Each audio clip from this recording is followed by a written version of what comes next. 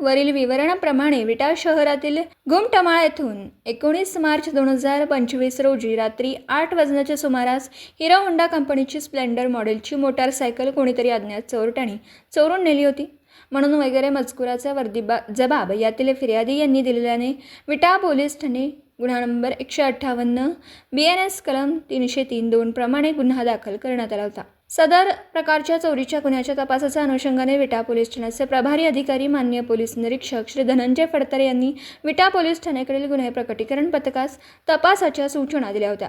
त्या अनुषंगाने विटा पोलीस ठाण्याकडील गुन्हे प्रकटीकरण पथकमधील अंमलदार police head constable Amol Patil, police constable Mahesh Deshmukh यांना गोपनीय बातमीदारामार्फत माहिती मिळाली। सोळेवाडी गावच्या हद्दीत खानापूर रोड येथे किसम चोरीची मोटारसायकलवरून फिरत असल्याची माहिती मिळाल्याने लागलीच गुन्हे प्रकटीकरण पथकामधील अंमलदार यांनी सदर ठिकाणी सापळा रचून वरील नमूद इसमास ताब्यात घेऊन त्याचे नाव व गाव विचारलं। त्याने त्याचे नाव प्रीतम सदाशिव शिंदे, वय वर्ष 21, राहणार पारे, तालुका खानापूर, जिल्हा सांगली असं सांगितलं। त्याच्या ताब्यात मिळून आलेल्या मोटारसायकलबाबत चौकशी केली असता त्याने प्रथम उडवाउडवीची उत्तर देऊन लागल्याने त्याला ताब्यात घेऊन पोलीस ठाण्यात आणून सखोल कौशल्यपूर्ण तपास केला असता त्याने सदरची मोटारसायकल ही विटा येथून चोरी केली असल्याची कबुली दिली। सदर गुन्ह्याच्या तपासकामी अटक करण्यात आली असून त्याच्याकडे पोलीस कस्टडी रिमांडमध्ये अधिक तपास केला असता त्याने खाली गुन्ह्याची कबूल दिली असून तो सदर मोटारसायकल चोर बादल अब्दुल पिरजादे, वय वर्ष 38, राहणार बर्वेमाळा, विटा, तालुका खानापूर, जिल्हा सांगली यास विक्री करीत असल्याचं सांगितलं। सदर गुन्ह्याचा पुढील तपास पोलीस नामदार 1526 सत्यवान मोहिते हे करीत आहेत। त्यांच्याकडून एकूण 11 गुन्हे उघडकीस आले, ते खालीलप्रमाणे।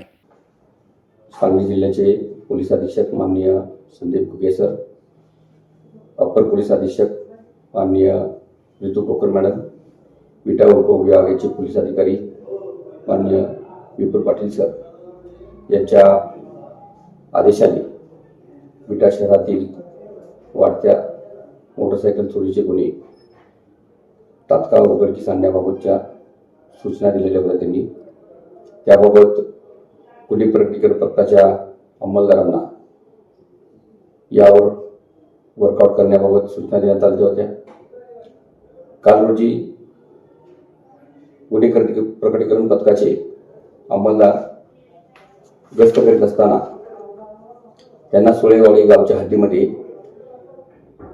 Police head constable Amol Patil आणि पोलीस कॉन्स्टेबल महेश सपकाळ यांना त्यांच्या बातमीदारामार्फत बातमी मिळाली की चोरीची मोटरसायकल घेऊन एक इसम सदर ठिकाणी फिरत आहे।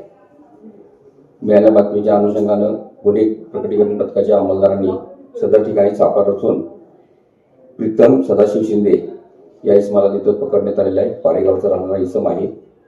त्याच्याकडं तिथं विचारल्यानंतर सखोल चौकशी केली, त्याने उडवाउडची उत्तरं दिली। त्याला पोलीस ठाण्यात आणून त्याच्याकडे सखोल चौकशी केली असता ती सदरची मोटरसायकल ही घुमटमाळ येथून त्यानं चोरल्याची कबुली दिली।